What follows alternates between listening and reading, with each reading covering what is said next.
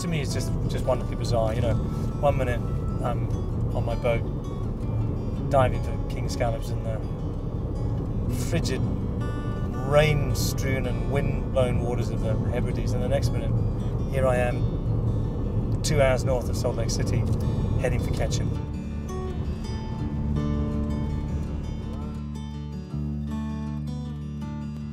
Ketchum is a town that's never been on my radar until I found out relatively recently that that's where Hemingway lived. So I'm on a bit of a pilgrimage, I think, to just kind of mark the man a bit.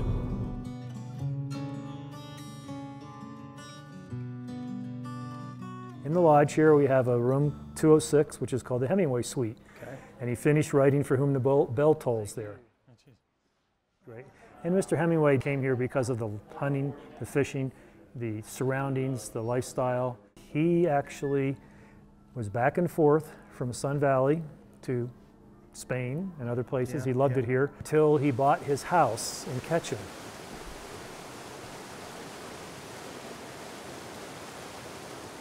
Can you think of a better spot to want to have a home? It's great. It's absolutely beautiful. I like your way of saying that he was just sparse. He was. The Sun Also Rises is something that he worked on while he was here in Sun Valley. That's one of my favorite tributes to spending time pursuing the outdoors and the life of adventure and stepping away from urban stresses. Do you know what? This environment that house was in was actually seriously uplifting. His writing is sometimes very depressing. It was heavy. I don't think he enjoyed it.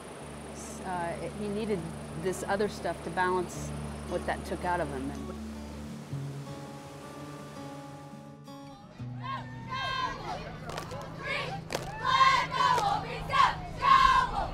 Don't miss Hoodwink right after the parade. We're going to be rocking for the first couple hours after the parade. Music going all night long. So.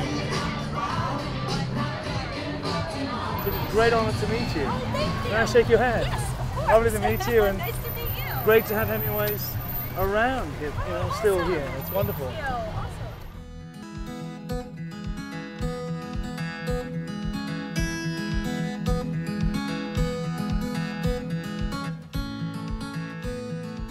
Heading for the Frank Church Wilderness, because there's absolutely no way I'm going to hang around in a town surrounded by country like this.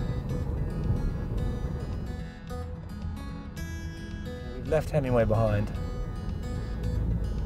but he's still with us in spirit. I'm hoping to catch a fish and cook trout a la Hemingway.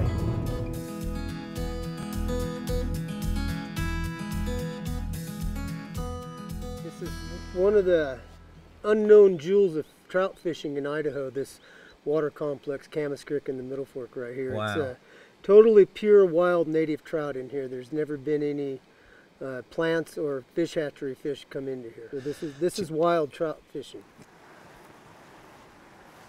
Never been a fly fisherman and never claimed to be one. I've got to tell you, this is fiddly stuff. I might well, I think, ask Ron to take over on the fishing. That's why to guys like Hemingway it was a religion, because it just takes so much dedication and finesse to really learn how to fly fish good. Oh. Yep, got our first fish for dinner. Yeah, so we got the first one for the frying pan. I couldn't find anything that Hemingway had written about Idaho. And that was really perplexing me, because he clearly loved the place. But then it kind of dawned on me that I think he wanted his own private Idaho. So he was perfectly happy to send people packing to Spain and Italy and Cuba and all over the place, but I think he wanted to keep Idaho to himself. And I just found this little piece, which he wrote a long time ago as a journalist for a newspaper in Chicago.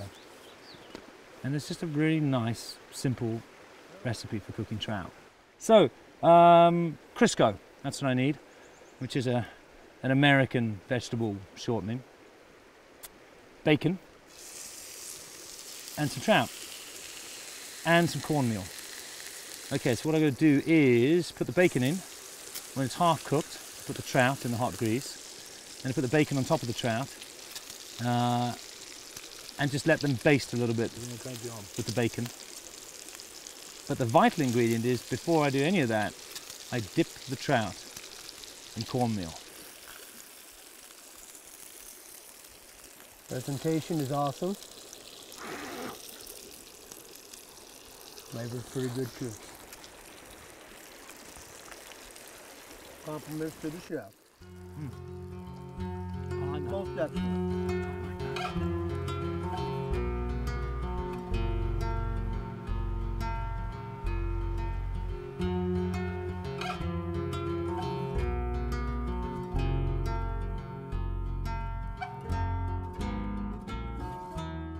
What's the plan? This is Carson. This is Carson, okay. We're going to put some fresh iron on him this morning and go for a ride. Brilliant.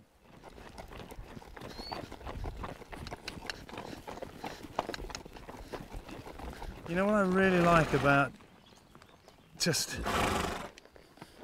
getting to know some country on a horse is it just makes you look at it in a completely different way. You know, I came here to just have a little look into Hemingway's last few days, really, his last years. And you know, one thing that really strikes me about a lot of great American writing is that there is an unsung character. When they touch on the landscape, it is so powerful. It lifts so much ordinary prose, or pretty ordinary prose, is actually lifted so much.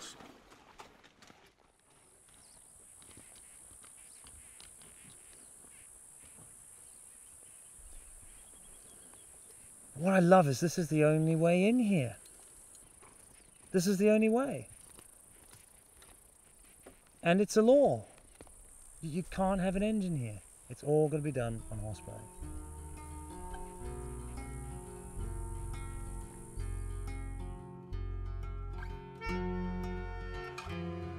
There are lots of different approaches to the outdoors, and you know, neither is wrong or right, but I personally, I feel that the real benefits in coming out to places like this is for your soul. I'm not really too keen on thrill seekers. And I think just traveling through a country like this is just spiritually so good for you.